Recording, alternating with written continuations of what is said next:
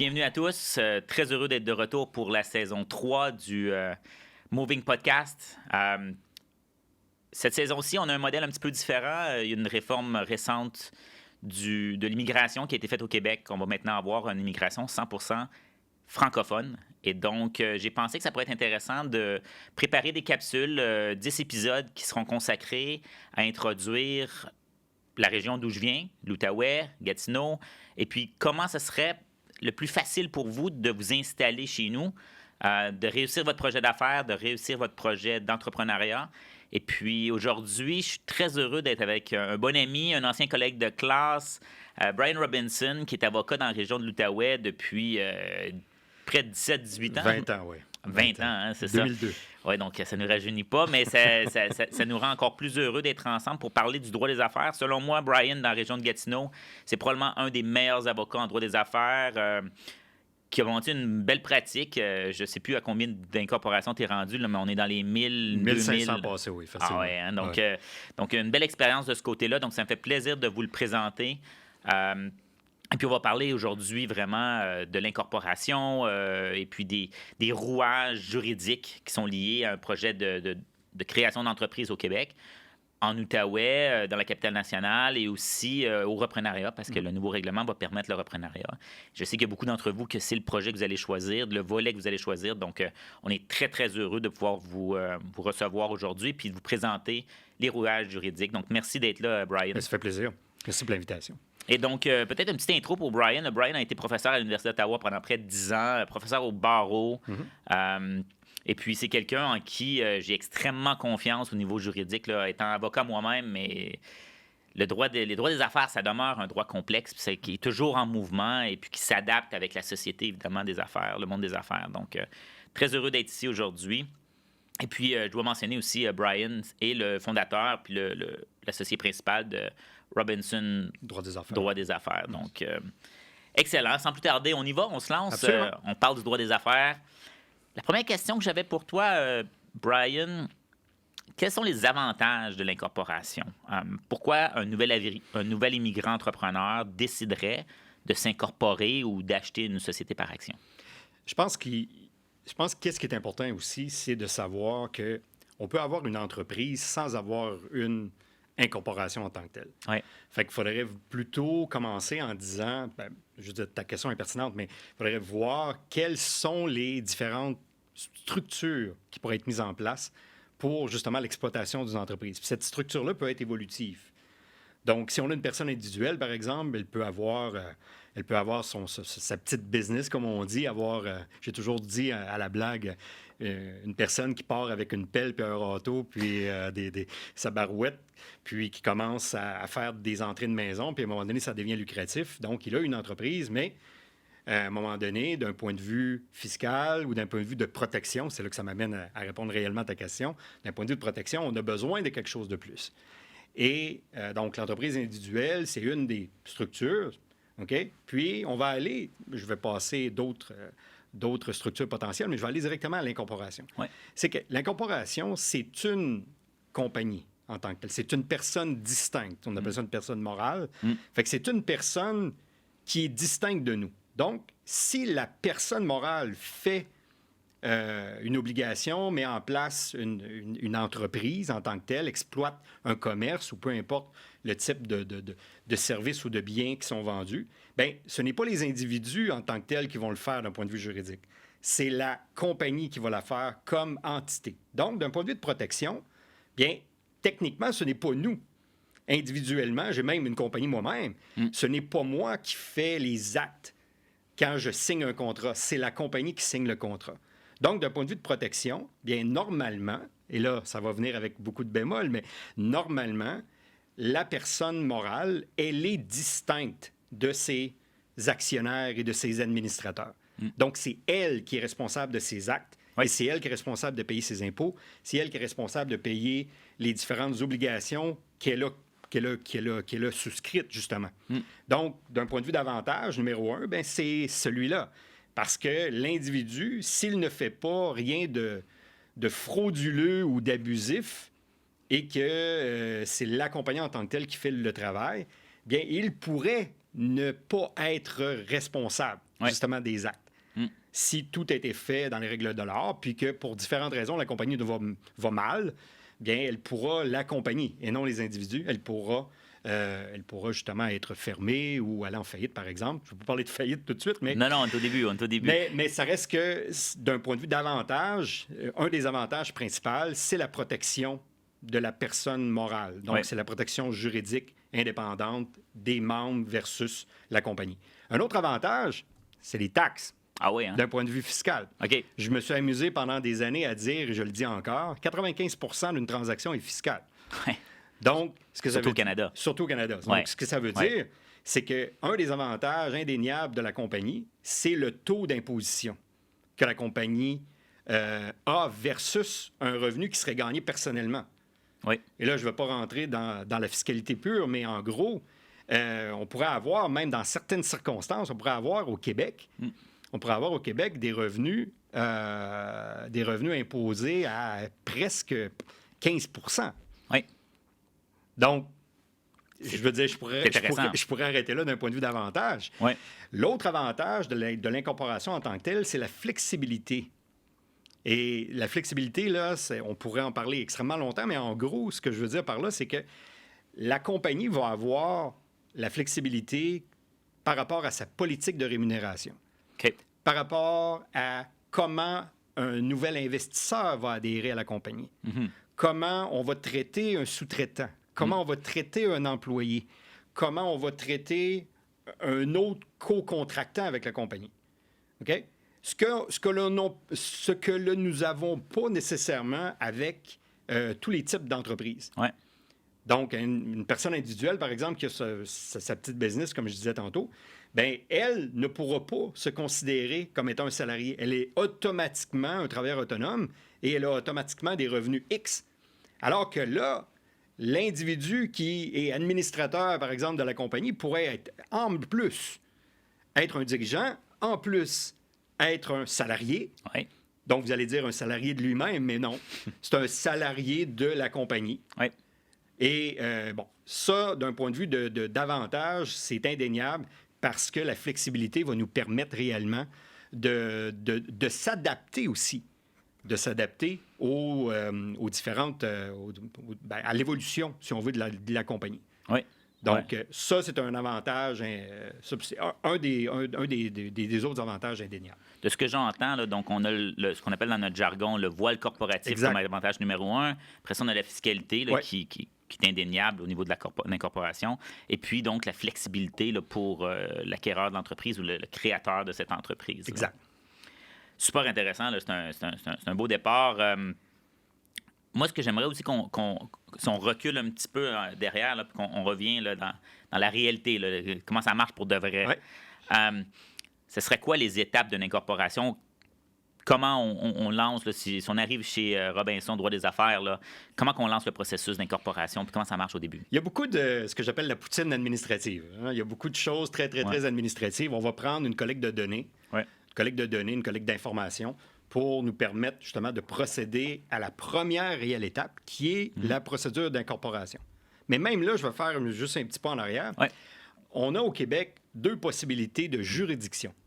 On peut faire une compagnie, si on veut, en vertu de la loi fédérale, ce qu'on appelle la loi canadienne sur les sociétés par action, ce qu'on appelle affectueusement un Canada Inc.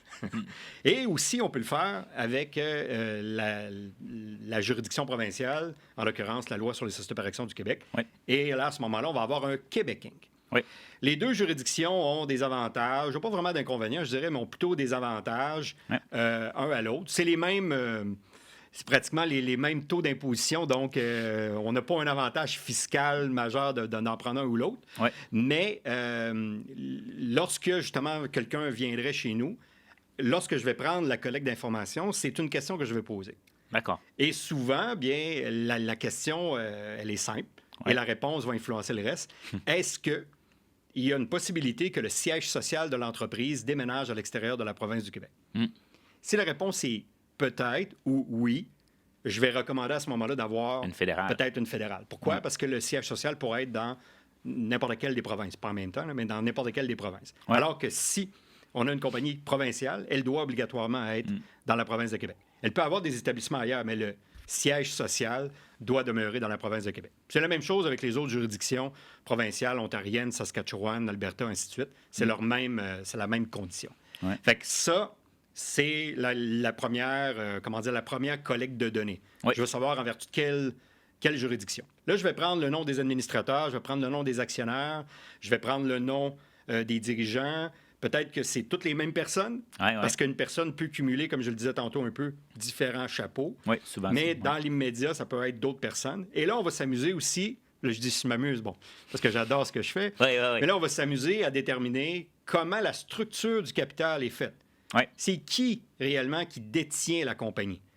Et là, bien, sans rentrer dans des détails, puisqu'on pourra avoir des heures là-dessus, on a ce qu'on appelle un capital action dans les statuts de constitution de la compagnie. Et le capital action, en gros, très simplement, il va nous dire quels sont les différents types d'actions qu'un actionnaire pourrait détenir. Puis là, dans notre jargon, on va parler d'actions votantes, d'actions non votantes, d'actions participantes, d'actions à dividendes discrétionnaires. Bref, c'est très technique, mais on le comprend vite lorsque je l'explique aux clients si, justement, on pose les bonnes questions. Puis les bonnes questions, c'est, t'es rémunéré comment? Qui va réellement contrôler? Est-ce que les personnes qui ont mis un investissement ont obligatoirement un droit de vote? C'est quoi le droit de vote?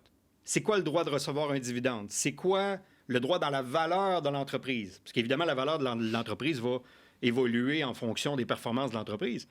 Bon, bien, c'est pas tous les actionnaires qui ont obligatoirement ou automatiquement ces trois droits de base-là. Non, donc, droit de vote, droit au dividende, droit au reliquat qu'on dit dans notre langage. Oui.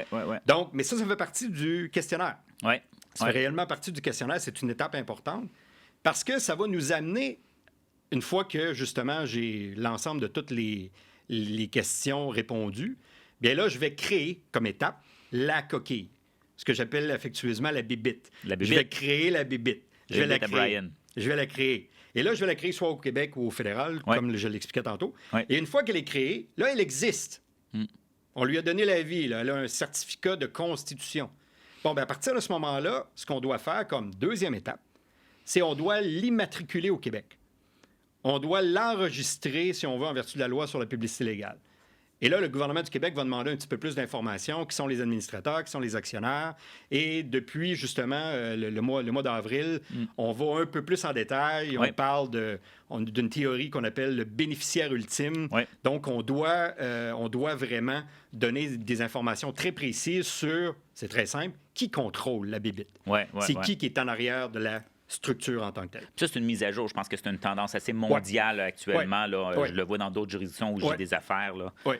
Il y a plusieurs juridictions du reste du monde qui commencent à appliquer ça. Là, pour, Et le gouvernement fédéral va le faire à partir du, je pense, c'est le 14 janvier, du moins au retour des fêtes. On va devoir faire également la même chose auprès du gouvernement fédéral si on a une compagnie qui a été créée en vertu de la loi canadienne sur les sociétés par action. Donc, on doit... je pense que c'est une mouvance, comme tu l'as dit, mondiale, mais c'est une mouvance de transparence. Des gouvernements en place. Là. Qui est mise en place. Fait que, bon, ça va être une étape très, très, très importante, puis qui est obligatoire en vertu de la loi sur la publicité légale. L'autre étape après, ça va être de faire ce qu'on appelle effectivement le livre des minutes. De faire le livre corporatif, donc le livre des registres corporatifs. Et ce qu'on a là-dedans, c'est simple. On veut déterminer qui est qui sont les administrateurs, comment les administrateurs ont été dûment élus, comment les dirigeants ont été dûment nommés. Les actionnaires, pour devenir actionnaire, il faut que tu achètes des actions. Bon, ben, tu dois acheter des actions. Il y a un investissement qui doit être fait. Tu dois les payer. Tu dois les payer de différentes façons, tout dépendant de la juridiction, mais tu dois les payer. Donc, tout ça va avoir été, documenté dans ce qu'on appelle un livre corporatif. OK. Moi, ce que j'aime quand je rentre dans ton bureau, c'est le mur là, de livres de minutes. C'est tellement impressionnant. Il faut le voir. Là, peut-être, on trouvera un moyen de mettre peut-être une photo d'un... Absolument, on va le faire. C'est super impressionnant là, de voir. Donc, mais en 2023, est-ce que les livres sont tous dans le mur? Comment ça fonctionne? Ça va où, ce livre-là? Là? C'est une bibliothèque? Je dirais qu'avec la COVID, évidemment, les signatures, les signatures virtuelles, que ce soit avec différentes plateformes sont devenues un peu plus la norme que l'exception. Ouais. Donc, je dirais c'est rare maintenant. Peut-être 8 compagnies sur 10 à mon bureau là, vont avoir un livre virtuel. D'accord. Donc, techniquement, il n'y a pas de signature en tant que telle, en personne qui est fait. On envoie le tout par une plateforme et puis c'est signé de manière virtuelle et on garde dans notre cloud, si on veut, on garde le livre corporatif là. Mais il y a encore des gens, puis peu importe l'âge, il y a encore des gens qui veulent un livre physique. Oui. Donc, des fois, ce qu'on fait, c'est qu'on imprime, la ce qui a version été signé virtuel. Oui. Mais je comprends, là, il y en a qui vont vouloir avoir le livre virtuel. Ouais. Le livre physique. Physique, là. Même si... Puis, tu sais, tu dois savoir que même dernièrement, ça m'est arrivé d'avoir des demandes spécifiques de mes clients parce qu'ils voulaient avoir ce qu'ils appellent les registres des procès-verbaux. Oui. Le registre des procès-verbaux, le registre des résolutions. Oui. Et là, il y en avait besoin pour différentes raisons. Soit un divorce ou tu t'en vas à la banque ou n'importe quoi. Un financement. Et on s'entend-tu que c'est facile de leur envoyer le tout là, maintenant. Ouais. Tu sais, avant, bon, c'était pas plus long, mais là, il fallait que je le sorte du livre, il fallait que je l'imprime ou que je le scanne, je l'envoyais. Là, c'est instantané, je peux quasiment faire ça de mon téléphone. Ouais. Donc, ça accélère le traitement, puis ça accélère mon service à la clientèle. Oui. Non, excellent, ça. Excellent. Moi, je voulais savoir, y a-tu des documents qu'on doit préparer là, quand on dit OK, on y va? C'est des documents que tu as besoin de recevoir là, des investisseurs étrangers, parce que c'est un peu comme ça que je les qualifie. Quand on les rencontre pour la première fois, ils sont encore à l'étranger, de par la nature des services qu'on offre chez Frontières. Donc, des nouveaux immigrants, mais qui commencent leur processus de l'étranger pour venir s'installer ici. Des documents qui doivent t'envoyer, comment qu'on fonctionne, là? Tu sais, le document qui est le plus facile, qui est le plus évident, ce serait le passeport. Oui. Puis maintenant, justement, depuis, on a toujours eu l'obligation d'identifier notre client, mais là, pour les fins gouvernementales, pour les fins de la loi sur la publicité légale, on doit donner une pièce d'identité. Oui. Il ne la publie pas, mais on doit donner la pièce d'identité. Oui. Donc, si la personne n'est pas encore au Canada ou si la personne n'est pas encore au Québec, bien évidemment, il n'y a pas de permis de conduire, il n'y a pas de carte d'assurance maladie, donc le passeport, même s'il est un passeport étranger, là, on s'entend, c'est l'outil numéro 1. Bon, bien, une fois qu'on va avoir ce document-là, on va être capable, justement, d'arriver à notre étape là, d'immatriculation de la compagnie. Fait que ça, c'est le document le plus important. Évidemment, les autres demandes, pas les autres demandes, pardon, mais les autres documents d'immigration en tant que tels. Et ben là, je te laisse ça à toi. Là, mais les autres demandes, c'est ces documents-là, justement, qui vont être importants pour, encore une fois, ma responsabilité d'identifier mon client, qui sont les administrateurs. C'est là qu'on travaille bien ensemble aussi, parce que moi, je voyage à travers le monde, évidemment, de par la nature de mon travail, pour rencontrer des entrepreneurs, des gens d'affaires, que ce soit en Algérie, au Maroc, au Bénin. J'ai une mission au Bénin qui est en train de s'organiser. Donc, en France aussi, où est-ce qu'on a des clients qui s'en viennent aussi. Donc, moi, je voyage à travers le monde, puis notre collaboration commence comme ça, où est-ce qu'on identifie les gens, on fait une copie du passeport, on envoie ça, puis ça nous permet de pouvoir mettre en place la structure, la bébite, le plus rapidement possible, pour que les étapes soient vraiment le plus facile possible. Puis qu'est-ce qui est vraiment intéressant, puis on l'a vécu à maintes reprises ensemble, c'est que quand je parlais tantôt un peu des deux juridictions, le Québec et le fédéral, bon, j'ai dit que les juridictions avaient des avantages, mais il y a un avantage indéniable pour le Québec Inc. qu'on appelle. Surtout, justement, lorsqu'on a un investisseur étranger, c'est que la juridiction québécoise n'oblige pas que les administrateurs soient des résidents du Canada ou encore moins des résidents du Québec. OK. Donc, on pourrait avoir une compagnie établie à Gatineau, OK, avec des administrateurs qui sont encore à l'extérieur du pays. Alors qu'au fédéral, si j'utilise la loi canadienne, je dois en avoir minimum un si j'en ai moins de 4. Bon, c'est très technique. 25%. Là, ce qu'on appelle. Et le fédéral ne semble pas vouloir... Les provinces ont coupé ça. Là. Ils ont mis ça comme le Québec un peu. Mais le fédéral, il tient mordicus à garder le 25% de résidents canadiens, du moins par rapport au statut d'administrateur. Donc, au Québec, on pourrait avoir une compagnie complètement administrée par des gens de l'Europe, des Européens, sans problème. Et on ne rentrera pas dans la fiscalité de ça, parce que là, c'est un autre dossier par rapport à qui contrôle la compagnie. Mais d'un point de vue d'administrateur, on pourrait avoir la compagnie sans problème, avec justement la transmission comme on le fait des passeports et tout. Donc, la compagnie va pouvoir être créée légalement. Alors qu'au fédéral, on aurait besoin au minimum 25 des Canadiens. Des Canadiens, oui. Non, puis c'est quelque chose qu'on travaille beaucoup ensemble dans la mesure où le Québec nous a servi parce que, on va se l'avouer, là, dans le passé, le programme prenait plusieurs années pour pouvoir permettre à ces nouveaux immigrants-là de recevoir leur résidence permanente. Donc, évidemment, dans la nouvelle réforme, c'est la bonne nouvelle. Là, on l'annonce à chacun des clients, là, mais il va avoir la capacité d'avoir un permis de travail dès le départ.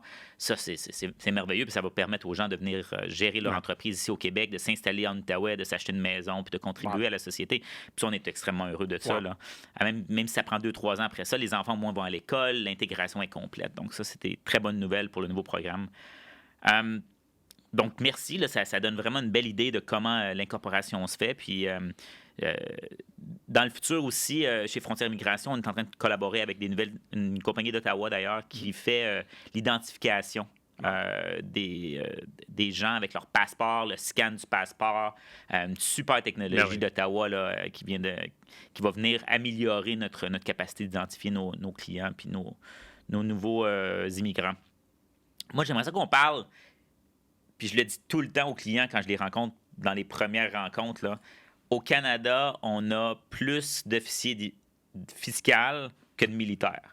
Ça, tu sais, il y a des pays dans le monde, là, comme tu leur dis ça, puis ils sont comme « Hein, quoi? » Puis la deuxième chose que je leur dis, c'est la plus grosse loi au Canada, c'est la loi fiscale. C'est gros de même. Fait que, je ne donnerai pas un cours de fiscalité là, le live. Là.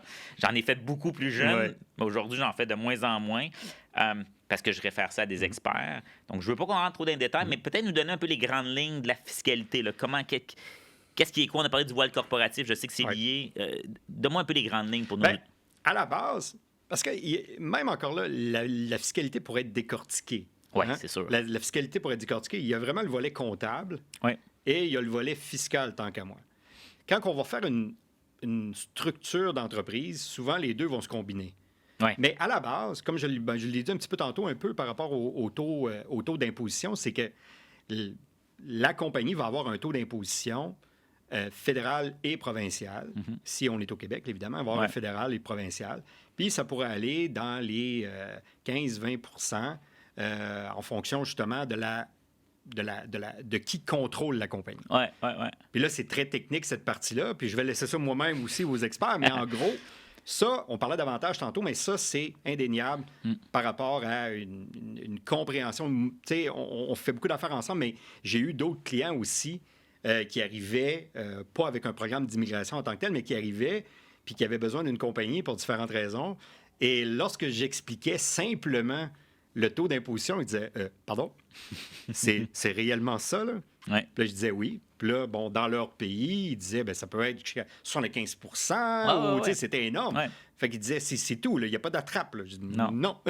C'est réellement ça. » Donc, d'un point de vue de comptabilité, ça, c'est important. Ouais. Évidemment, les compagnies vont avoir à faire des états financiers à chaque année. Ouais. Vont avoir à faire un rapport d'impôt corporatif, une déclaration de revenus à chaque année. Et cette déclaration de revenus-là, normalement, devrait être faite par un comptable. Oui. Puis d'ailleurs, je suis heureux de le mentionner, là, les gens qui vont suivre la formation vont avoir une heure avec un comptable dédié. Là, parce que c'est tellement important dans notre société. Ça fait partie même des valeurs de comment la société canadienne, québécoise est structurée. Là. Fait que si on va un petit peu plus loin, là, on va parler d'impôt sur le revenu. Parce que c'est réellement une imposition sur le revenu avec laquelle on va avoir à jouer. Là. On a toutes des compagnies, donc on a à payer de l'impôt. Mais aussi, il va y avoir différentes taxes. Il va y avoir, par exemple, ce qu'on appelle la TPS et la TVQ. Donc, la taxe fédérale et la taxe provinciale, qui au Québec est administrée par le gouvernement du Québec. Donc, on paye un pourcentage québécois puis un pourcentage fédéral sur les services et sur les biens qui sont vendus. Donc, ça, on doit le percevoir. Puis on parlait un peu de responsabilité des administrateurs. Bon, bien, on va le percevoir, mais c'est la compagnie qui aura l'obligation de le percevoir lorsqu'elle fait un service. Okay. Donc, la compagnie va le percevoir et normalement, dans les délais prescrits, elle va devoir le redonner au gouvernement. Fait que là, les administrateurs de la compagnie ont un devoir un peu de fiduciaire. C'est pas notre argent. On va le gérer pendant 2 mois, 3 mois, tout dépendant qui est là, mais on va devoir le redonner au gouvernement en déduisant ce que nous, on a payé de TPS. Bon, c'est bien technique, ou de TVQ. C'est bien technique, mais c'est une autre obligation. Tu parlais des obligations ou des officiers fiscaux. Oui. Bien, c'est ça. Donc, puis les officiers fiscaux aussi, qu'est-ce qu'ils vont faire souvent? C'est que lors d'inspections ou lors d'avis de cotisation qui vont être présentés, ils vont souvent demander d'avoir accès aux livres corporatifs. Ils vont demander d'avoir accès au registre des procès-verbaux. Ils vont demander d'avoir la preuve que la compagnie est en règle. Okay. En règle, ça veut dire, bon, qu'elle existe, ça c'est la moindre des choses, mais aussi qu'elle est dûment en règle en vertu des lois corporatives. Et que ces livres de minutes, justement, sont à jour, que les minutes ou que les résolutions du conseil d'administration des actionnaires sont à jour. Puis ça, ils vont le demander. Donc, l'importance, justement, d'avoir un avocat à proximité. Avec un livre de minutes à jour. Avec des livres de minutes à jour, évidemment, pour qu'on puisse le donner rapidement aux clients, mais principalement pour les autorités fiscales. Puis on va avoir l'épisode là, avec le comptable, puis potentiellement même un fiscaliste là, qui sera invité. Là, je pense que ça vaut la peine. Il y a des recommandations, surtout dans le processus. Là, je le mentionnais, là, dans le nouveau programme, on a l'option de faire du reprenariat. Puis là, évidemment, la fiscalité devient importante. N'oublie pas, 95% d'une transaction est fiscale. Donc c'est la moindre des choses. On les aime bien pour ça. Ça va être important. Je voulais qu'on parle un petit peu, puis c'est un peu ta spécialité. Là. Selon moi, tu es probablement un des meilleurs au Québec là, en la matière, au Canada aussi.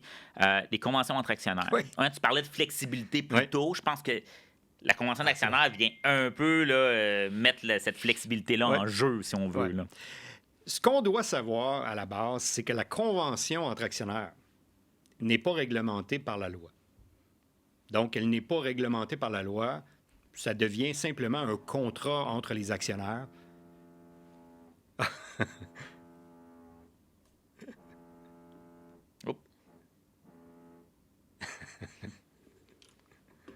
Désolé. Non, c'est bon.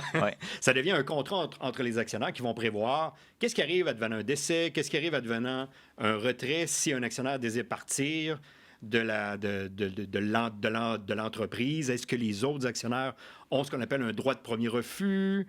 Ils vont être les premiers acheteurs. Qu'est-ce qui arrive advenant, par exemple, une invalidité? Qu'est-ce qui arrive si on atteint certaines limites? Qu'est-ce qui arrive si la compagnie a besoin d'argent? On a différentes clauses qui sont, je dirais, normalement incluses à l'intérieur d'une convention à l'actionnaire. Mais moi, ce que je veux en venir avec ça, c'est que ces clauses-là ne sont pas, à la base, réglementées dans la loi. C'est comment dire, on va dire que le contrat est la loi des parties. Bon, mais c'est exactement ça qui va se faire, justement, à l'intérieur d'une convention entre actionnaires. Mais là, il y a juste une petite nuance. Parce que la loi va prévoir un document qu'on va appeler plutôt une convention unanime des actionnaires. Oui, OK. Et là, la convention unanime des actionnaires, qui peut être à la fois à l'intérieur de la convention générale entre actionnaires, OK, elle peut prévoir quelque chose de différent par rapport à la prise de décision qui, normalement, la prise de décision va avoir été faite à 99% par les administrateurs. Ce qu'on doit savoir que 99% des décisions d'une compagnie sont prises par son conseil d'administration, qu'on appelle les administrateurs. Et qui met en place le conseil d'administration? Les actionnaires qui ont la majorité des votes. Donc, les actionnaires, en leur qualité d'actionnaires, qui ont la majorité des votes, c'est eux, normalement, si on n'a pas de convention, rien pour encadrer tout ça, c'est eux ou elles qui vont voter pour mettre en place un conseil d'administration. On s'entend là, que c'est souvent, ils vont voter eux-mêmes, ils vont se voter eux-mêmes comme administrateurs. Moi, j'ai une compagnie, je suis le seul actionnaire. Je suis le seul administrateur. Je me suis voté moi-même. Comment on peut voir ça? Mais c'est ça un peu. Donc, mais ce qu'on doit savoir, c'est que si on n'a rien d'autre, 99% des décisions sont prises par les administrateurs en leur qualité d'administrateur. Une personne, un vote. On a 3 administrateurs, on a besoin de la majorité. La majorité, c'est 2 sur 3, et les décisions sont prises. Il y a des exceptions aux décisions, des décisions qui changent la structure. Par exemple, une vente totale des éléments d'actifs, une fusion, une liquidation de l'entreprise, pour ne nommer que celle-là. Bien, on va nécessiter un vote aussi des actionnaires, ce qu'on appelle une résolution spéciale. Mais, si on revient à la Convention, c'est que la Convention pourrait tout simplement dire autre chose. Ouais.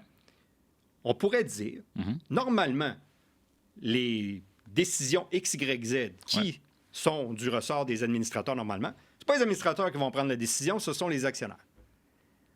On va faire ça à même une convention unanime des actionnaires. Okay. On va restreindre ou limiter ce que j'appelle la discrétion du conseil d'administration. on va dire, vous êtes administrateur, OK. On comprend là, ce que la loi dit. Nous, les actionnaires, puisque c'est une convention unanime, donc elle va devoir être signée par tous les actionnaires, incluant ceux qui n'ont pas le droit de vote, incluant les petits actionnaires qui ont des actions particulières. Tout le monde va devoir le signer.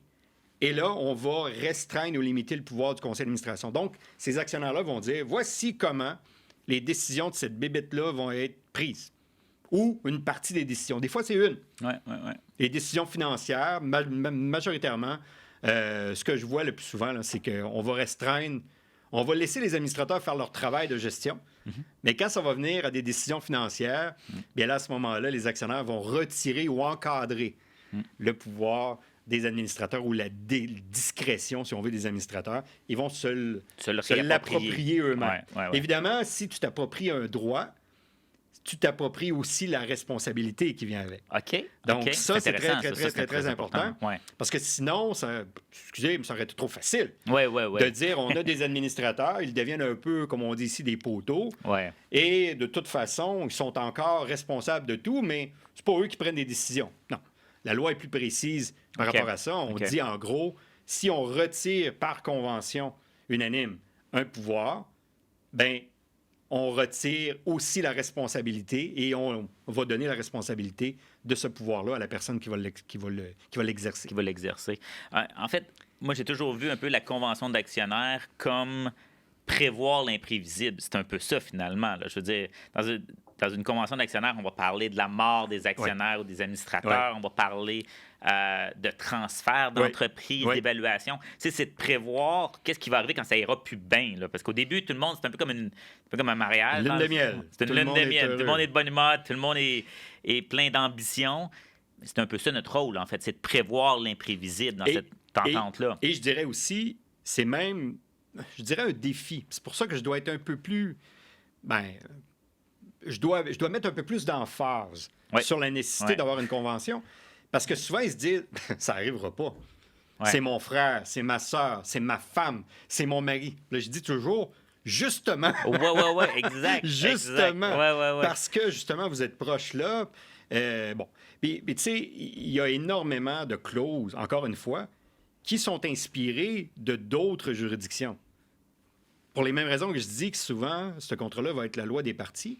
On parle, tu parles d'un retrait, de qu'est-ce qui arrive en cas de décès. Ça, c'est des clauses classiques.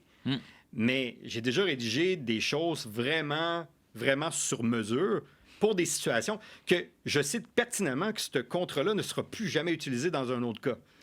Mais j'aime dire, c'est une œuvre d'art pour moi, c'est mon travail, de rédiger pour cette situation-là le contrat approprié. Et souvent, on va le critiquer. Souvent, par la suite, on va dire, mon Dieu, c'était précis. Bien, justement, c'était précis parce que j'ai prévu, comme tu le dis, l'imprévisible. Puis c'est notre job d'utiliser l'expérience qu'on a avec, je dirais aussi, les informations. Parce que je ne vais pas passer beaucoup de temps là-dessus, mais j'ai créé un genre de questionnaire. Puis, c'est l'évolution de plusieurs années, puis des bouts de questions et tout ça. Puis le but au départ, mon but au départ, c'était de m'assurer que ces questions-là, bien, allaient me permettre, les réponses en fait aux questions allaient me permettre de rédiger le contrat. Ce que je me suis aperçu, c'est que, oublie pas que ce questionnaire-là, il va avoir été complété par tous les actionnaires. Et souvent, c'est plate, mais souvent, ça va arrêter là. Parce que s'ils ne sont pas en mesure, les actionnaires, de s'entendre au départ sur qu'est-ce qu'il va y avoir dans la convention, donc, je disais à la blague que mon questionnaire devenait un questionnaire non pas juste de prise d'information, c'est un questionnaire de compatibilité. Ouais. Et ça... C'est le concept du dating, ça, non? Ça l'a aidé beaucoup de mes clients, je dirais. Ouais. À prévoir déjà d'avance certaines situations, même s'ils disaient, bon, non, ça n'arrivera pas, mais aussi de dire, même si ça arrive, là, on est là, on jase, là, si ça arrive, là, qu'est-ce qui va se passer? Et là, on doit le prévoir d'avance, que on va susciter aussi, c'est ça qui est intéressant pour moi, on va susciter beaucoup de questions.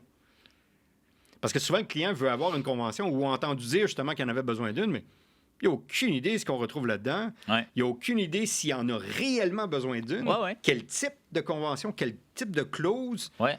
En fonction des actionnaires aussi. En fonction des actionnaires. En fonction de plein de détails comme ça. En fonction des créanciers, en fonction de qui va être l'utilisateur aussi éventuellement de cette... ce que j'appelle le mode d'emploi. Hein. C'est le mode d'emploi de l'entreprise. Ouais. C'est le testament de l'entreprise, c'est le mode d'emploi, c'est le contrat de mariage. C'est comme un genre de contrat innommé, là, c'est ça le terme juridique. Là. Ouais. C'est un contrat innommé d'une panoplie de choses qu'on va mettre à l'intérieur d'un écrit pour prévoir l'imprévisible. Fantastique. Ah non, c'est bon. Puis c'est vraiment ta spécialité. Là, je le sais pour l'avoir passé à travers le processus avec toi. Toujours ça coche, là, c'est toujours agréable. Donc, ça rend le processus agréable en plus là, quand c'est pas nécessairement simple.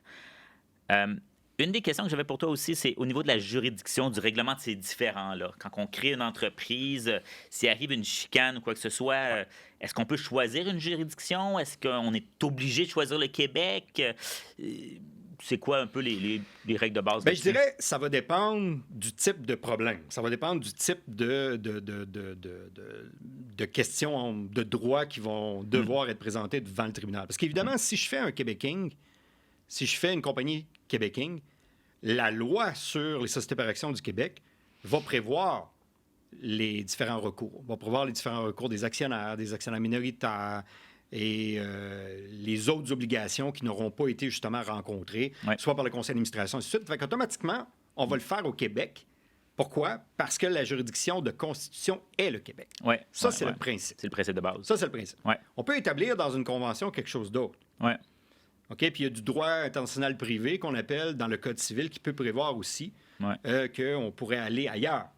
Des fois, on n'a pas besoin de le faire, mais normalement, si on a une compagnie québécoise, la juridiction sera évidemment les tribunaux québécois. Bon, là, les tribunaux québécois, il y en a différents types. Il y a la Cour supérieure, il y a la Cour du Québec, qui est en fonction d'un seuil financier ou d'un type de question. Mais indépendamment de ça, que ce soit la Cour du Québec ou la Cour supérieure, on va se présenter devant un tribunal au Québec. Et normalement, dans le district judiciaire de l'incorporation. Puis dans notre cas, qui est Gatineau. Évidemment. Donc, le district judiciaire de Gatineau. Excellent. On entend de plus en plus parler, puis c'est quand même connu là, sur la scène internationale, puis les gens d'affaires qu'on accompagne nous parlent souvent d'arbitrage ou de clauses d'arbitrage. C'est-tu quelque chose que tu utilises dans tes contrats? C'est-tu quelque chose que tu recommandes à tes clients? Souvent, on va... En fait, c'est qu'en expliquant, sans parler d'un procès, mais en expliquant le processus judiciaire et la longueur, la lourdeur, les frais associés au processus judiciaire, souvent, on va recommander une clause d'arbitrage, comme tu disais. Pourquoi? Parce que la clause d'arbitrage, ultimement, va avoir le même poids qu'un jugement.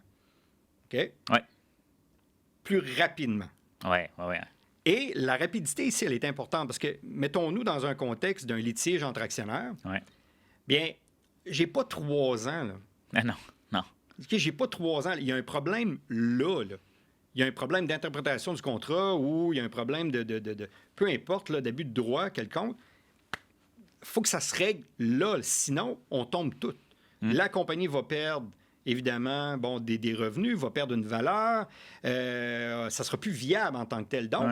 Donc, uniquement pour des fins de rapidité, la clause d'arbitrage, si elle est bien rédigée, si elle est expéditive aussi, parce que souvent, il va y avoir des clauses d'arbitrage, mais ils vont tellement être complexes que ça serait quasiment plus simple de se présenter devant le tribunal. Mais si la clause d'arbitrage est, je ne dis pas elle est simple, mais si elle est expéditive et qu'elle est faite en fonction réellement des besoins, ou des besoins, mais de la situation de la compagnie. Ouais. Bien là, à ce moment-là, elle pourrait régler rapidement des problèmes. L'autre chose aussi, c'est qu'en mettant une clause d'arbitrage à l'intérieur du contrat, souvent, on établit la règle qu'on ne peut pas réellement faire avec un tribunal. Il y a beaucoup trop d'impondérables, il y a beaucoup d'inconnus par rapport à ça. Alors que là, on pourrait réellement prévoir, puis on rédige ce genre de clause-là aussi, bien, voici comment que ça va se passer. Oui, le Code civil, le Code de procédure civile au Québec encadre l'arbitrage aussi, Ah oui, OK. Ouais. mais souvent, on va prévoir, encore une fois, hein, c'est la loi des parties, donc les parties vont prévoir qu'est-ce qui va réellement se passer ou comment un problème ou une interprétation va se régler, et ce, rapidement. Évidemment, le seul, je dirais, hic, il y a un hic souvent, parce que les clients vont me demander, ouais, c'est beau la clause d'arbitrage, mais c'est quoi le downside? C'est quoi la partie négative? C'est les frais. Parce que souvent, oui, ça va être plus rapide, mais là, on va payer un peu plus de frais que si on avait à se présenter devant un tribunal. On ne paiera pas le juge devant un tribunal, alors que c'est pas quelque chose qui est recommandé au Québec. Non, c'est pas recommandé de faire ça. En effet, c'est important. Donc, c'est pour cette raison-là. C'est pour cette raison-là que l'arbitre, en tant que tel, qui est souvent un ancien juge, un juge à la retraite. Donc, quelqu'un qui a de l'expérience dans le domaine. Oui, il va être rémunéré. Ouais. Donc, souvent, ça ajoute aux frais, mais en fonction, justement, des besoins vraiment immédiats et de la situation. Souvent, on n'a même pas à se poser de questions, puis on devrait avoir recours à l'arbitrage. Ouais. Super intéressant. OK, c'est un domaine en soi, là, évidemment, qu'on effleure, là, mais je trouvais ça important de le mentionner. Oui. Surtout par la nature de nos clients, entrepreneurs, immigrants. C'est des gens qui sont déjà dans le monde des affaires, qui font déjà des affaires à l'international, donc qui vont peut-être être au courant de... Parce que ça vient de faire un autre lien. Je collabore aussi avec un avocat qui est à Gatineau. Oui. On ne le nommera pas pour les fins, mais un avocat à Gatineau qui a une expertise justement en arbitrage, puis en arbitrage international aussi. Oui, donc, au sein du cabinet chez toi, là, les services qu'on offre au niveau international qui sont complets. Oui, non, définitivement. C'est bon de le mentionner, Brian, j'apprécie ça. Pour les obligations, les responsabilités là, des actionnaires et des administrateurs, on l'a effleuré au début, mais pour moi, c'est comme important là, que l'immigrant entrepreneur, quand il embarque dans son aventure entrepreneuriale d'immigrant, moi, je le mets comme un tout, c'est comme une double aventure, finalement, là, qu'on met dans un package, puis c'est pour ça qu'on les accompagne dans le cadre du processus actuel. C'est quoi qu'il faut qu'ils s'attendent comme responsabilité puis comme obligation? Oui. Bien, les obligations, c'est des obligations. Je vais être un petit peu théorique, là, mais ça va être important. C'est un peu de but. C'est les administrateurs doivent agir dans l'intérêt de la société. Doivent agir dans l'intérêt de la compagnie qu'ils administrent, à titre de mandataire. Donc, c'est la théorie du mandat ici, qui est reprise dans la loi, autant la loi fédérale que la loi du Québec. D'accord. Donc, automatiquement, quand j'agis comme administrateur d'une compagnie, je dois prendre une décision qui est dans l'intérêt de la compagnie. OK. Tu vas dire, ça fait du sens, c'est logique. Pas tout le temps. OK. Pas tout le temps. Alors que les actionnaires pourraient prendre une décision dans leur intérêt, voire même contraire aux intérêts de la société. Le problème, c'est que les actionnaires ont très peu de décisions à prendre. Donc, on est protégé un peu face à des décisions qui seraient contraires aux intérêts de la société à ce moment-là. Fait qu'à la base, c'est le principe de base, c'est-à-dire d'avoir des décisions des administrateurs qui sont prises dans l'intérêt de la société. Ça veut dire quoi, là? Pratico-pratique. Ça veut dire quoi, pratico-pratique? C'est que si on signe un contrat, si la compagnie signe un contrat avec un sous-traitant, bien, le contrat doit être dans l'intérêt de la société et non dans l'intérêt de l'administrateur. Ah oui. OK? Bon, évidemment, si l'administrateur est le seul actionnaire, le seul administrateur, ça va tout les intérêts sont un peu... Mais dans les faits, on doit rester quand même, distinct par rapport à notre prise de décision. Bon, les actionnaires, contrairement aux administrateurs, tout est une question de rôle. Tout est une question de Chacun son chapeau. d'acteur. Chacun son chapeau. Les administrateurs, comme je dis, ils ont l'obligation et la responsabilité d'agir dans l'intérêt de la société, alors que les actionnaires ne l'ont pas. OK. Et ça veut dire aussi que si les actionnaires n'ont pas à prendre de décision ça veut dire qu'il ne devrait pas être responsable des dettes de la société. Donc, ça, c'est la base. C'est ce qu'on appelle, justement, la personnalité juridique distincte, mais en gros, ça, c'est la base pour répondre à ta question. Bon. Pratico-pratique, encore une fois, les administrateurs, même si tout est fait dans les règles de l'art, par rapport aux décisions de la société, que tout est payé comme il faut, les administrateurs, en leur qualité d'administrateurs, pourraient être tenus personnellement responsables dans certaines situations. Et les situations, ce sont des situations législatives ou réglementaires. Okay. En d'autres termes, c'est écrit dans la loi. Le meilleur exemple, c'est les taxes que je parlais tantôt. La TPS-TVQ, donc les taxes, la taxe de vente, autant au Québec qu'au fédéral, on a compris que c'était la compagnie qui la percevait puis qui devait la redonner au gouvernement. Si le gouvernement ne reçoit pas son argent à échéance, le gouvernement, excusez-moi, mais va se foutre complètement de la compagnie. Il va aller chercher les administrateurs personnellement. Et là, les administrateurs, ils pourraient dire, nous, on a agi de manière diligente. C'est pas grave. La loi sur la TPS et la loi sur le TVQ permet au gouvernement, évidemment, d'aller chercher personnellement les administrateurs pour cette responsabilité-là. C'est la même chose par rapport aux déductions à la source. C'est très technique, les déductions à la source pour les employés. Certains, jusqu'à certaines limites là, par rapport au salaire impayé des employés. Les administrateurs pourraient être tenus personnellement responsables.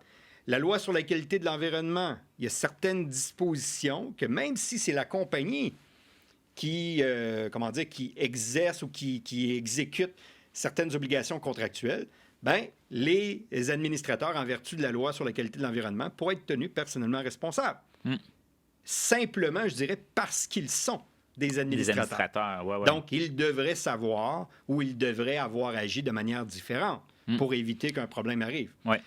Et là, je dirais, toutes les lois et pratiquement tous les règlements auront une clause ou auront une disposition qu'on appelle une disposition pénale. Une disposition pénale qui pourrait, lorsque l'obligation est faite par une compagnie, qui pourrait transférer une certaine responsabilité aux administrateurs. Oh wow. Non, puis c'est important de s'en souvenir. Fait que si je me rappelle bien, on parle de la TPS-TVQ, donc la taxe sur la vente de biens et services, Québec fédéral. On parle des retenues à la source, donc les avantages fiscaux. Là, dans plusieurs pays, ils appellent ça les avantages fiscaux. Exactement. Qui sont l'impôt qu'un employé devrait payer. C'est l'employeur qui prend la responsabilité. Une partie de le transmettre. De transmettre ça au gouvernement provincial ou fédéral, dépendant du cas. Les obligations environnementales. Donc, si la compagnie fait des activités qui ont un risque pour l'environnement, puis au Québec, on sait, les lois environnementales sont assez sévères si on se compare à d'autres. Pour avoir touché à des dossiers de droits environnementaux là, ailleurs dans le monde, au Québec, on peut être fier de notre droit environnemental. Là, donc, mais ça met des responsabilités sur les administrateurs qui sont plus élevées. Exact. C'est à peu près les trois c'est les principaux, mais j'en donnerais un autre. Les restaurants, par exemple. Donc, on va avoir un restaurant. Le restaurant va être incorporé, pour les raisons, justement, qu'on a énumérées tantôt. Et là, les administrateurs, le restaurant va avoir des obligations pour la salubrité des aliments ou la salubrité des lieux, ou certains permis d'alcool, permis des permis qui sont délivrés par les autorités québécoises principalement. Mais encore une fois, on dit avec un privilège comme ça vient des responsabilités. Et oui, à la base, la responsabilité va être imposée à la compagnie, mais si la compagnie n'est pas solvable pour payer, par exemple, l'infraction ou la pénalité, les administrateurs pourraient être tenus personnellement responsables dans certains cas très particuliers, surtout dans des cas de salubrité des aliments, ce qu'on appelle le MAPAC ici. Oui. Donc, la qualité des aliments, là, vraiment le risque d'empoisonnement. La salubrité des lieux, ainsi de suite. Fait qu'on va prévoir une responsabilité personnelle des administrateurs dans certains cas. Ce qui est assez sérieux, Jean Paul. L'administrateur ne pourra pas se cacher. On parle de voile corporatif, tu as utilisé l'expression. Il ne pourra pas se cacher en arrière du voile ou du bouclier corporatif en disant « Oh, c'est pas moi qui ai fait ça, c'est la compagnie. » Ouais. pour certaines infractions comme ça. En construction, c'est la même chose. OK. En construction, La qualité de la construction, par ben, exemple. c'est pas juste là. la qualité en tant que telle, mais c'est la sécurité principalement. OK. C'est que si un employé a un accident ou un incident, Un accident de travail, là. un accident de travail, on va avoir justement la commission des normes du travail ou de la santé et sécurité du travail qui va être en place. Et eux, c'est bien, là, ils vont dire, OK, on vous protège, c'est un système étatique, ça va, mais ils vont vérifier si la compagnie a fait son travail comme il faut. Puis s'ils réalisent que certaines décisions ou certains actes ont été faits justement par les administrateurs ou n'ont pas été faits par les administrateurs surtout, ils pourraient tenir encore une fois les administrateurs personnels. Fait que c'est pas un bouclier qui est complètement là, étanche et on peut facilement, pas facilement, pardon, mais si certaines de ces décisions-là ou certaines des actes des administrateurs ne sont pas faits convenablement, je veux juste dire ça comme ça, convenablement, bien, ils pourraient, les administrateurs, s'exposer à des pénalités. À des pénalités personnelles, pénales et financières, exactement, évidemment. Exact. Super, super intéressant, merci, c'est vraiment clair. Est-ce que les administrateurs, puis là on revient à des trucs de base, là, mais je pense que c'est important pour quelqu'un qui se lance en affaires dans un nouveau pays, l'administrateur ou les actionnaires ont-ils des obligations réglementaires d'avoir des réunions à tous les mois ou à tous les 3 mois? Comment ça fonctionne là, au niveau des meetings? Là, La loi, autant la loi du Québec ou de la loi fédérale, donc peu importe la juridiction qu'on va utiliser, oblige d'avoir au minimum une réunion annuelle des administrateurs et des actionnaires. Il y a des délais, il y a des formalités. Ce que moi, lorsque j'enseignais, j'appelais ça les modalités corporatives. Beaucoup de mes étudiants ont haï cette partie-là parce que c'était extrêmement technique, mais beaucoup me remercient lorsqu'ils sont en pratique maintenant parce que c'est la procédure qui doit être mise en place justement pour que ces réunions-là aient lieu convenablement, puis éviter justement qu'il y ait une irrégularité procédurale. Ouais. Bon, mais en gros, c'est qu'au minimum, la loi canadienne ou la loi fédérale va établir que, au minimum, les administrateurs doivent tenir une réunion annuelle et la réunion annuelle, à la base, serait, au minimum, pour adopter les états financiers. OK. C'est une obligation légale en vertu de la loi constitutive. D'accord. Je ne dis pas qu'il n'y en a pas d'autres, mais celle-là, elle est fondamentale. D'accord. Donc, ça veut dire qu'annuellement, on pourrait avoir une réunion qui durerait, on s'entend, très, très, très...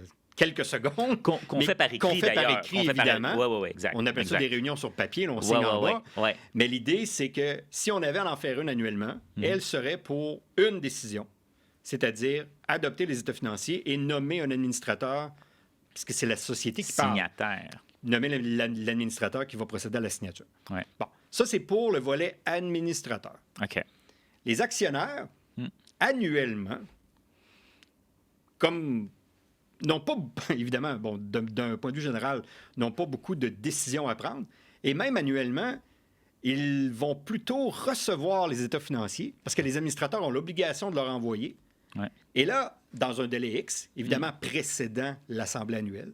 Et là, les actionnaires, lorsqu'ils seront en assemblée annuelle, bien, ils vont non pas adopter les états financiers. Il y a un mythe autour de ça. Oui. Non, c'est les administrateurs, les administrateurs qui adoptent les états financiers. Ouais.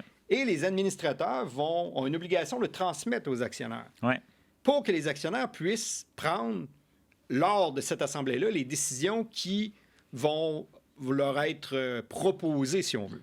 Ça pourrait être l'élection du conseil d'administration. Ben oui, évidemment. Ça pourrait être l'élection du conseil d'administration par les actionnaires qui ont la majorité des votes. On pourrait ratifier certaines décisions de structure, de changement de structure. OK? Et on va prendre une décision qui est un peu technique, là, je dirais. Là, mais on va prendre une décision de ne pas nommer de vérificateur pour la prochaine année. Ce n'est pas qu'on nomme pas le comptable.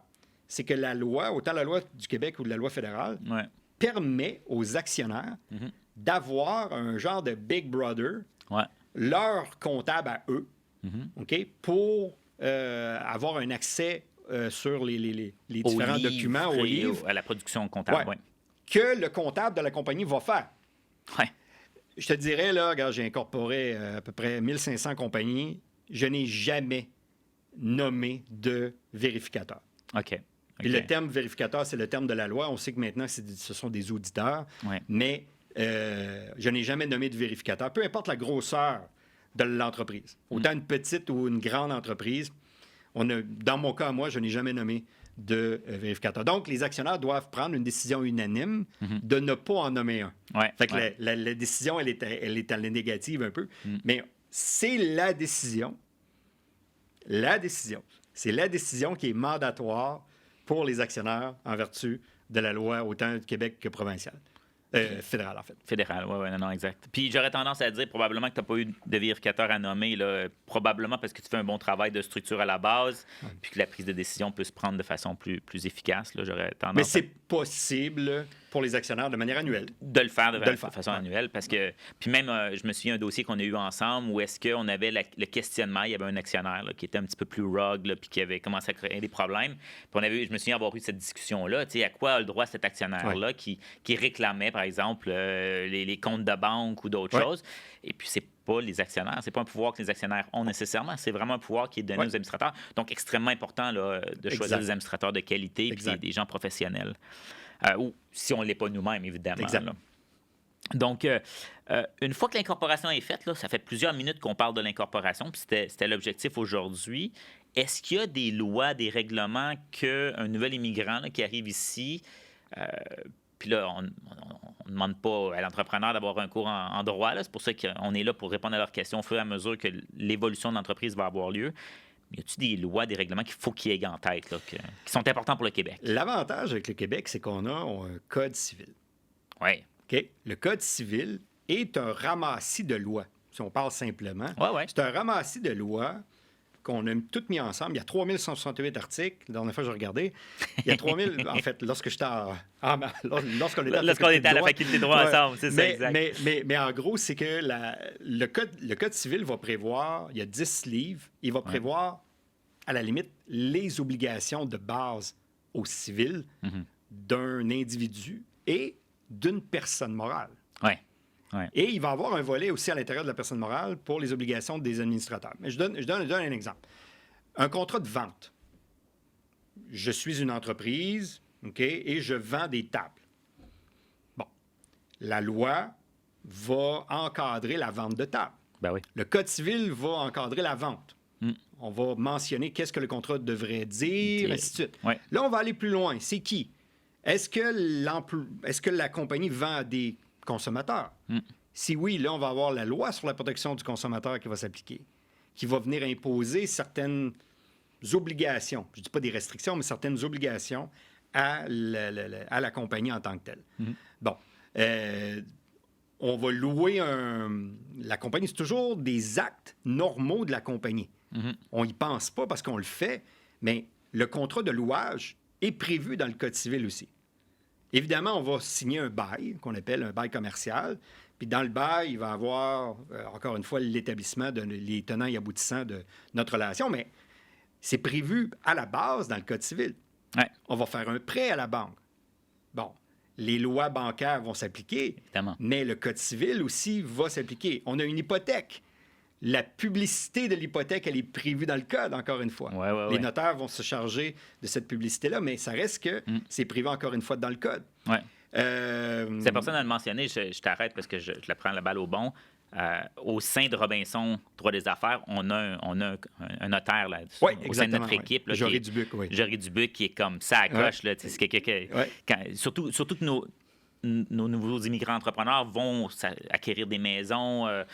Ça va faire partie du processus. Là. Joris peut donner du conseil à ce niveau-là. Là, au niveau de la succession aussi. Là, fait beaucoup de testaments là, pour ses clients. Donc, puis c'est un gars qui est jeune, dynamique, puis très, très, très moderne dans son approche notariale. Tu sais, le code civil, c'est une chose, mais pour vraiment répondre à ta question, parce qu'en en parlant, il y a une loi qui est essentielle. Ouais. C'est la loi sur les normes du travail. Oui. Parce que, évidemment, bon, l'entrepreneur ou l'entrepreneure qui va être justement à la tête de l'entreprise, et là, on parle d'un actionnaire administrateur depuis tantôt, mais il va avoir des employés. Bon, bien, les employés ici ont une protection, je dirais, contre les abus des méchants employeurs. Mais on a des lois qui sont souvent des lois qu'on dit d'ordre public. Ouais. C'est-à-dire qu'on a des lois qui ne peuvent pas être, dont une disposition de la loi ne peut pas, dans un contrat, être bafoué ou ignoré. contredit ou complètement ignoré. Ouais. Donc, une des lois, puisque tu parlais, quelles sont les juridictions, j'ai pensé à celle-là, c'est automatique. La loi sur les normes du travail et la loi sur la santé et sécurité du travail, notamment, bien, en plus des obligations fiscales des employeurs, bien, on a, aussitôt qu'on est employé, on arrive avec des droits. On a des obligations, on s'entend, mais on arrive avec des droits. Ouais. Que les qu'on s'est employeurs... doté comme société, finalement, pour protéger l'ensemble de la société. Là. Ça fait partie de nos valeurs de société, là, de protéger les employés à un statut minimal qu'on ne retrouve pas dans d'autres juridictions, par exemple. Ça fait partie de la beauté d'être au Québec. C'est pour ça que beaucoup de gens partent de chez eux pour venir s'installer chez nous. Ça fait partie des belles choses qu'on a. Mais un nouvel entrepreneur ou un homme d'affaires ou une femme d'affaires doit arriver avec ces connaissances-là. Là. Puis, c'est sûr qu'on peut aider. C'est pas juste une question de service juridique. C'est sûr qu'on peut aider, mais je dis la société peut aider. C'est-à-dire que la Commission des normes du travail, j'oublie toujours, là, parce qu'elle a changé de nom dernièrement. Nous, on appelait ça la CSST, mais CENSST. Bref, on se comprend. Ouais. Bon, ben, cette entité-là, qui est une entité gouvernementale, elle est là aussi pour répondre, à la base, aux questions. Donc, je suis un entrepreneur, je désire avoir des employés, bien, je peux justement avoir des communications, puis les sites web sont assez étoffés aussi pour avoir mes obligations à titre d'entrepreneur, pas juste d'entrepreneur, à titre d'employeur. Fait que je pense que ça, parce que ça va réellement rejoindre beaucoup d'entrepreneurs, d'avoir des employés, même si on a une pénurie de main-d'œuvre et tout ça, mais je veux dire, les employés viennent avec des droits. Et souvent, ben, les employeurs ont des obligations. Ben oui. Ont plus des obligations que des droits, si je pourrais dire. Oui. Non, excellent. Donc, c'est important de le mentionner. Là. Puis quelque chose chez Frontières Immigration aussi, tu parlais de pénurie de l'emploi. Ça crée des conditions difficiles. Donc, c'est quelque chose à garder en tête là, pour les nouveaux entrepreneurs qui arrivent ici. Puis, on facilite aussi chez Frontières Immigration l'aide pour attirer des travailleurs temporaires aussi. Ça fait partie de nos services. Donc, un sujet qu'on connaît bien. Là, donc, c'est important de le mentionner. En termes de soutien régulier, là, est-ce qu'il y a des lois? Est-ce qu'il y a un modèle? Là? Comment tu travailles avec tes clients là, pour... moi, je dirais, tu es peut-être le gars le plus accessible là, qu'il y a dans le monde des avocats. Là. Donc, moi, je dirais à mes clients, appelez Brian, il va répondre. T'sais. Mais est-ce qu'il y a une façon que tu travailles avec tes clients là, pour rendre ça plus facile là, dans la continuité des choses? À la base, il faut savoir que mon bureau, puis là, je vais parler de mon bureau, je ne fais pas de litige. C'est important, je sais. Ne faisant pas de litige, l'avantage, c'est que je peux me concentrer sur ce que moi j'appelle de l'organisation corporative, la rédaction de contrats et le service conseil à l'entrepreneur. C'est vraiment un service conseil à l'entrepreneur. Parce que souvent, les questions qui vont m'être posées, ce pas des questions juridiques. C'est pas des questions fiscales non plus. C'est des questions, des fois, opérationnelles. Mais qui vont être influencées par, justement, le volet juridique ou le volet fiscal. Fait qu'en gros, moi, j'ai une approche très, comme tu l'as dit, très, très, très ouverte. Le client a une préoccupation.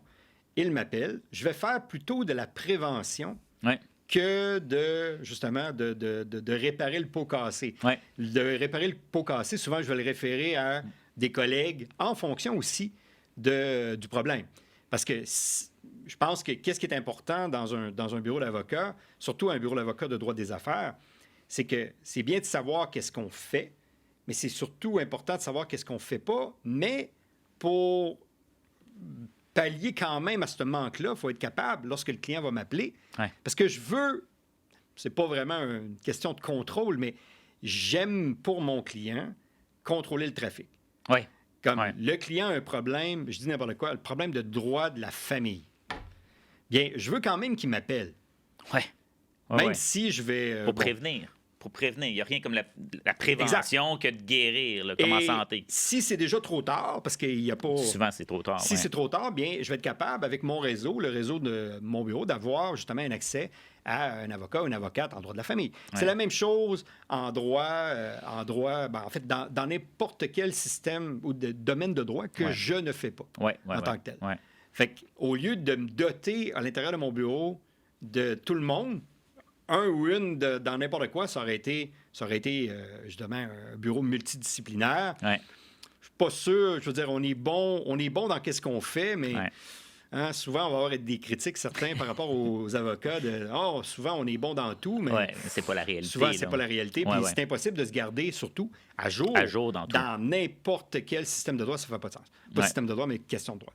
Fait que c'est pour ça que j'ai développé un réseau, tout simplement. Un réseau. Et ce réseau-là, t'en fais partie directement. Donc, évidemment. Ce réseau-là me permet, à moi, mais permet principalement à mes clients de facilement avoir un accès à un autre professionnel. Puis souvent, c'est vraiment la conclusion, c'est que le client ne connaît pas d'avocat en droit de la famille. Il ne connaît pas d'avocat en droit de la santé et sécurité du travail, par exemple, ou en contrat très, très, très particulier ou en construction.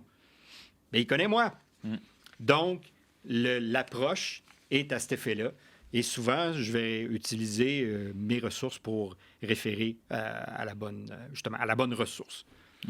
Mais je veux dire, puis tu as utilisé ça énormément avec moi.